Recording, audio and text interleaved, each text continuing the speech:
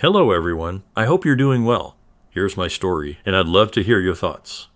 My girlfriend just asked for an open relationship, so I told her it's over and showed her the door. I'm 38, and for the past 2.5 years, I thought things were going great with Jenna, who's 32. In fact, I was even planning to ask her to move in with me soon. But recently, something changed. She started acting distant, and I couldn't figure out why. Instead of rushing things, I decided to hold off and see if she'd bring anything up. Little did I know, the conversation we were about to have would change everything. Out of nowhere, this last Friday, she asked me to open the relationship. She gave me her big speech, and when she finished her presentation, I asked her if she already had someone in mind, because it's not like we decided today and are basically going out with other people tomorrow. Essentially, I tricked her into telling me what I already knew. And yes, she already has someone in mind, which means to me that either she already did it or she has it all set up. So, I walked around the apartment while she was trying to sell the idea that this could be good for both of us and our relationship, and by the time she finished talking, I handed her one of my sports bags with all her stuff in it, and told her to leave the spare key on the table on her way out, that we are done, and she knows why. Then I went to the couch and turned on the TV, just trying to look indifferent and save face. She was speechless for a while, about to cry, but before she could say something, I told her that I didn't want to talk about anything, and that she should leave. As soon as she left, I felt like crap, like I was so unworthy, and I started to cry a little. As of right now, I'm still mourning. My phone has been blowing up with all the calls and texts I receive from friends on both sides about my extreme reaction to her supposedly simple request. I don't know what she told them. So now I'm sitting here, wondering if I really went overboard and, at the same time, fighting the urge to run back to her. Because deep inside, even though I know my feelings for her are still there, the trust is gone, and I'm not going to spend all my time watching her movements.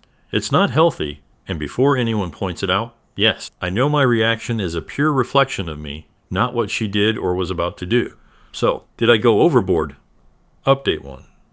Last Friday, we met at our regular place where we usually have coffee. From a distance, she looked great, so great that I just wanted to forget everything that happened and drag her back to my place. It actually took a lot of restraint not to. When I got close to her, I noticed her sadness, and she still had her eyes irritated from crying. We sat down, and before she could say a word, I asked her to tell me the entire story, and pleaded with her not to leave anything out.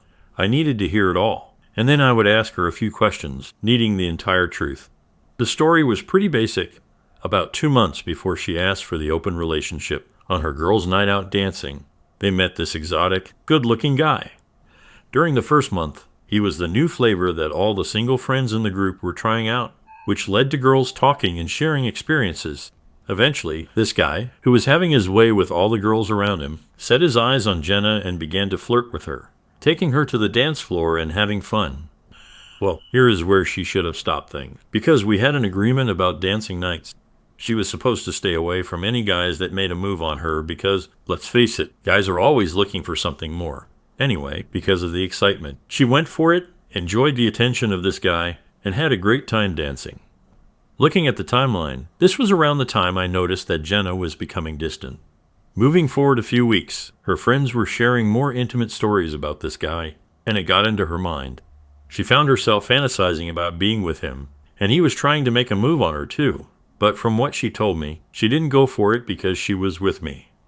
Drinks and drunken friends are bad counselors, and once the idea of opening the relationship came out, they spent over 2 weeks chatting about how to convince me. They believed that because a long time ago, I had a 3-way experience and also dabbled in swinging. I should be okay with the idea of opening the relationship.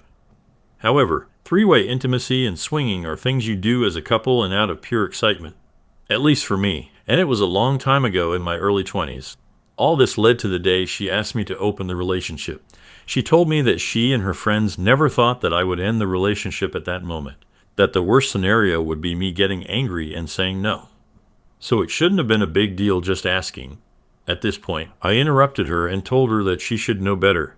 We were together for over 2 years, and I always shared my thoughts about everything with her. For context, maybe about a year ago, we had a couple of friends in a similar situation. For about a month, that was the main discussion in our group of friends, and every time it was brought up, I said that if one person in a committed relationship wants to be with other people, then that person should just break up and leave. Anyway, I explained to her that I didn't break up with her because of the question. I did it because there was already a guy. So, for me, that was a major trust issue. If this concern had arisen naturally, maybe we could have worked it out. In the worst scenario, perhaps we could have found an alternative. But the way things were, it was a red flag for me. We went around the topic for a while, and then I began to question her. Basically, I asked if she was intimate with him at some point, and she said she wasn't. If she developed some feelings for him, she said she didn't. And lastly, if she had seen this guy again, and that was also a no. Even if that isn't much, it was a small relief. But I explained to her that I can't go back to her, and that I need to close this for my own health. I also told her that we share a lot of friends, and I don't want to lose any of them because of this. It wouldn't be fair to ask them to choose, so we should behave like adults and keep things friendly. Then she said how sorry she was, and that if she could, she would undo everything, but she knew it can't be done. She was about to cry, and I was too, so it was a good moment to ask for the check and leave. I walked her to her car, opened the door for her, and she started crying right then and there. I couldn't help but hug her. We stood there for about 10 minutes, and when she calmed down, she got into her car and drove away.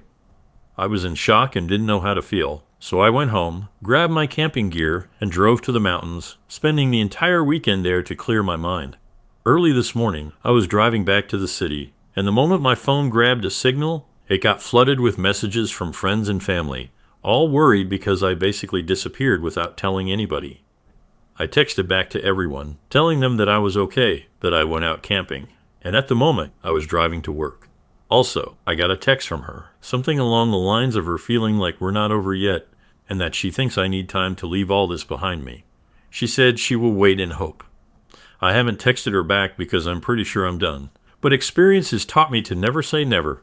So, for now, I'm going to take it easy, doing what I like, and see where things take me. Update 2. Hello again. It's been a while, and I've received several messages.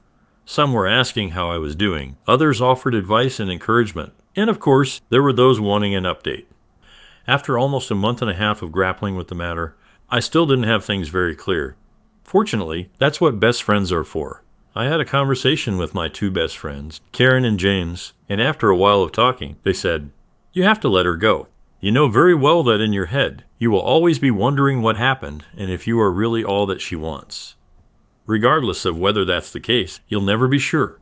They also pointed out that the only reason I hadn't let her go is that I don't want to be alone. And to be honest, all of that is true. I gave the situation a couple more thoughts that week, and then I went to talk to Jenna. I simply told her that clearly, at this moment in life, we wanted different things, and it was better for each of us to continue on our own paths without any resentment or bad feelings. I gave her a clear goodbye, and though she was sad, that's life. She has to process her emotions, and I have to process mine. I was in an emotional low for a while, but I focused on work, and things have slowly improved. No, I'm not seeing anyone, and I have no intentions to anytime soon.